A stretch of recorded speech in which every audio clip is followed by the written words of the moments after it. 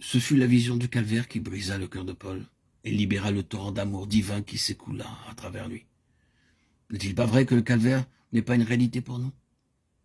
Nous chantons à propos de la croix, nous parlons de la croix. Oui, nous chantons les cantiques les plus solennels sur la croix. Et nous ne sommes pas du tout émus, pas une larme. Si le Saint-Esprit rendait cette croix réelle pour nous, ce serait comme si, dans notre être, une source profonde était touchée chaque fois que l'on ferait allusion à la croix. Tout le secret de la vie de Paul, de la vie qu'il vécut, réside dans la révélation qu'il eut du calvaire. En fait,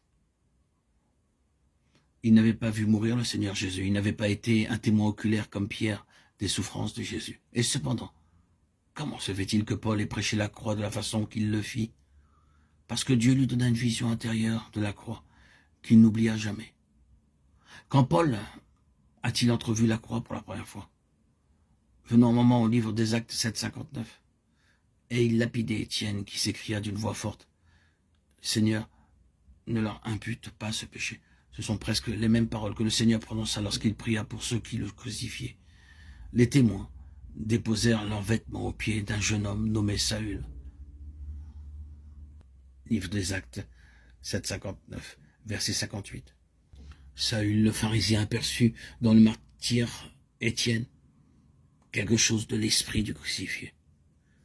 Et nous pouvons croire à coup sûr qu'il en fut obsédé. Plus cela le poursuivit, plus extrêmement il s'acharnait contre les disciples du Nazaréen crucifié. Mais alors que, furieux, il était en route pour Damas, ce jour-là, il rencontra le Christ vivant qui lui dit « Saül, Saül, il te serait dur de regimber contre les aiguillons. » Acte 9, 4, 5.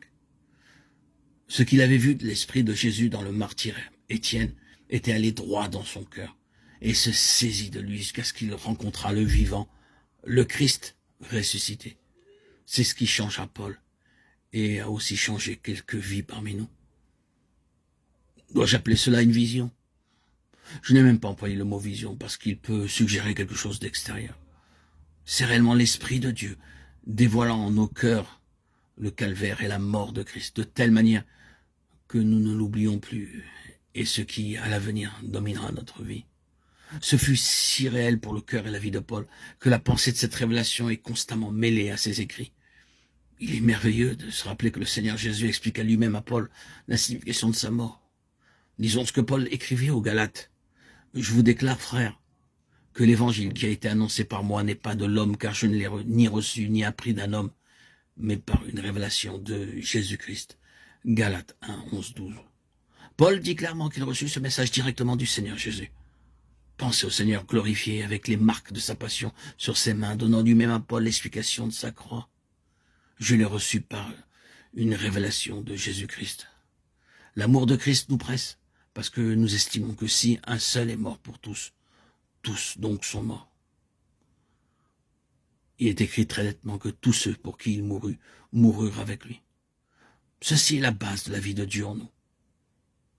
À moins d'avoir ce fondement clair et vrai, ce n'est que superficiellement que nous bâtirons.